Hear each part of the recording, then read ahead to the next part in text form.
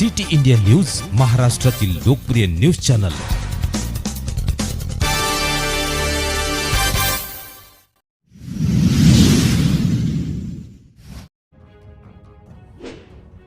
Mobile ॲपच्या माध्यमातून IPL सामन्यांवर online batting, 2 आरोपींवर गुन्हा दाखल, 37,500 रुपयांचा मुद्देमाल जप्त। Indian Premier League IPL cricket सामन्यावर मोबाईल ॲपद्वारे ऑनलाईन बॅटिंग करीत असलेल्या दोघांवर स्थानिक गुन्हे शाखेने कारवाई करत गुन्हा नोंदवला असून एकूण 37,500 रुपयांचा मुद्देमाल जप्त करण्यात आला आहे।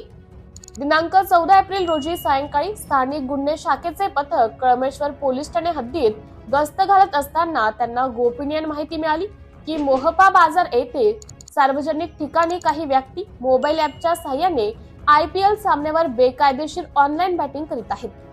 पहिली कारवाई मोहपा बाजार येथील आठवडी बाजारामध्ये नंदकिशोर खुशाल केवटे वय 45 वर्ष राहणार मोहपा वार्ड क्रमांक 9 इस्माचा IPL सामन्यावर 97777 कोफून या ॲपच्या माध्यमातून बॅटिंग करीत असल्याचं निदर्शनास आले। पोलिसांनी कारवाई करत त्याच्याकडून रोख 1,900 रुपये व एक मोबाईल असा एकूण 21,900 रुपयांचा मुद्देमाल जप्त केला।